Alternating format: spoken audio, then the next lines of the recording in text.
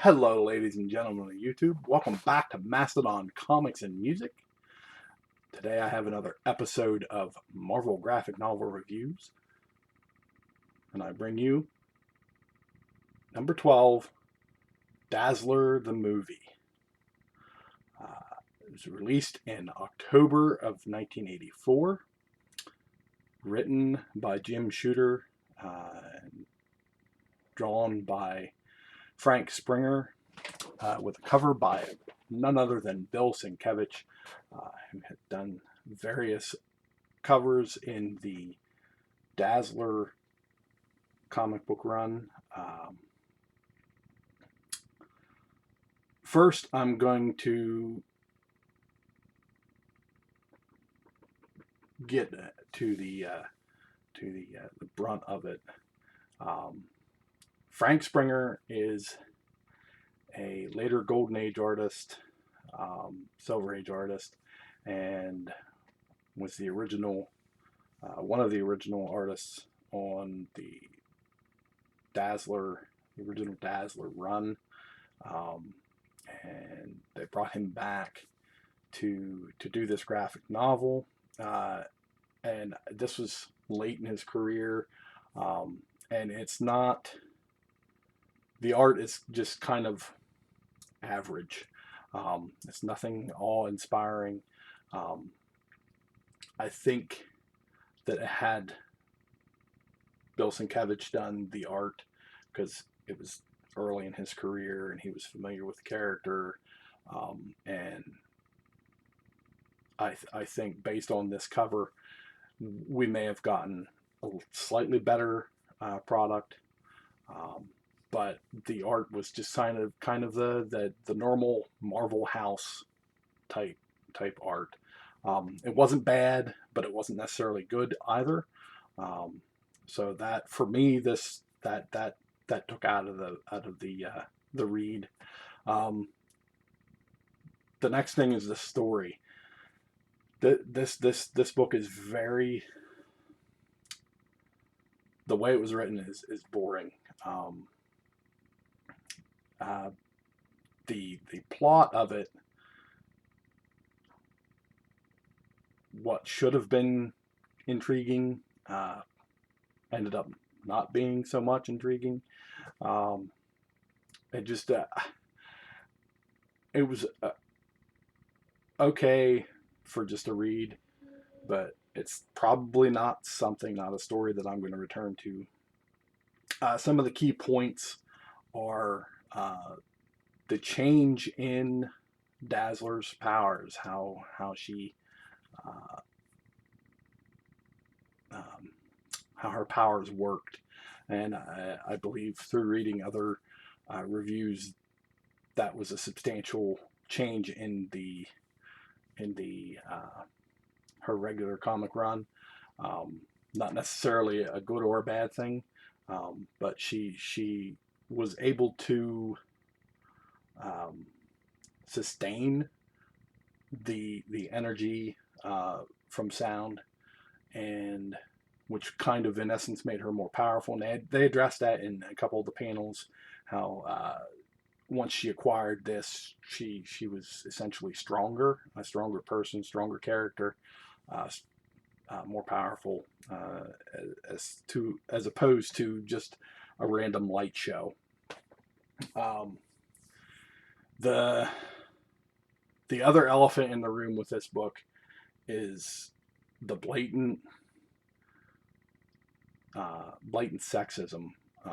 I'll say, I'm just going to call it what it is. It was very, very in your face, and for 1984,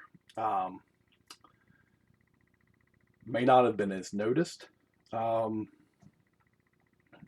I suppose when people were reading it, they probably, thought, oh, this is these characters. There's two characters in particular. Eric Beale, a movie mogul, movie producer, puts you in mind of Harvey Weinstein, dare I say. And he just an out and out scumbag, and the other character, Roman Nakoba, who in one article I read,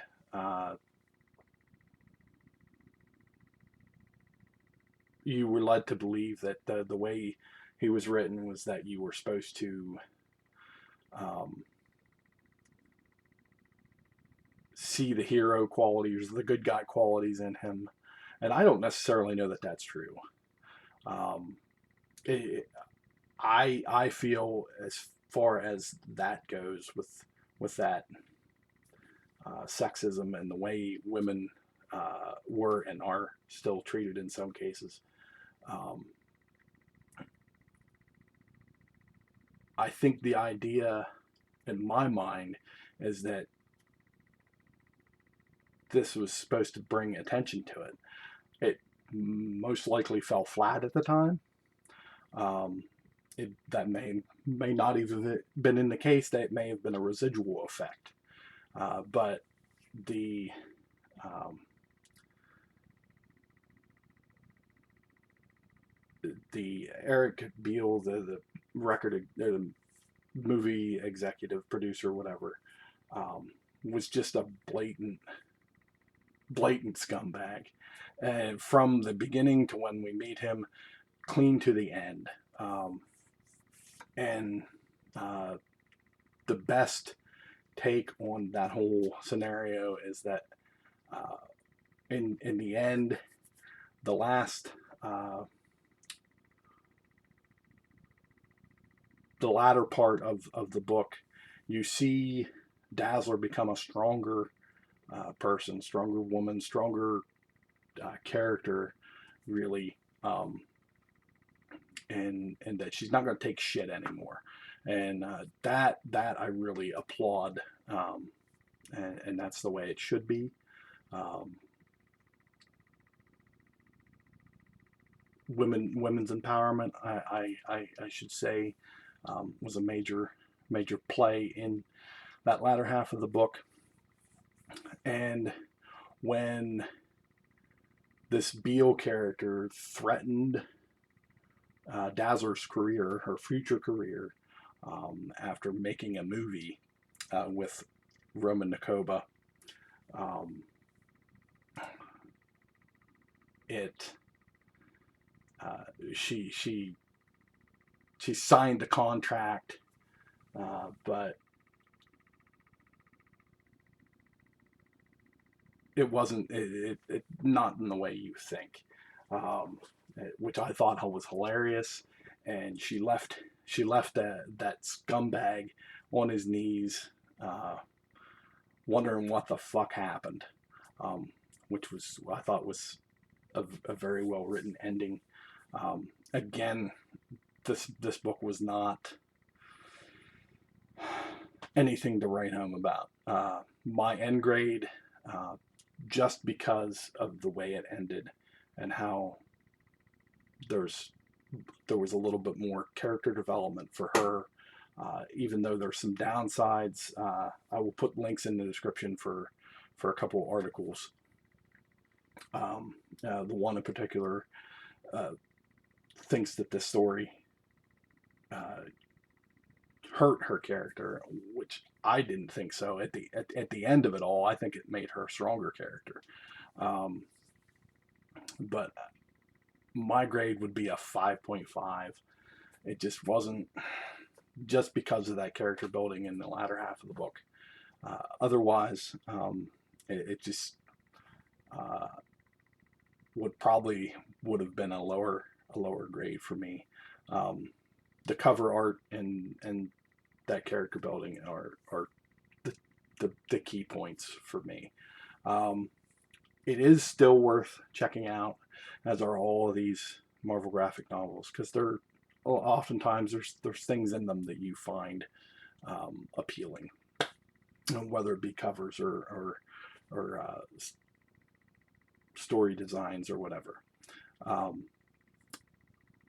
I want to thank you for swinging by. Check this book out; it is worth it. Give your own take on the story.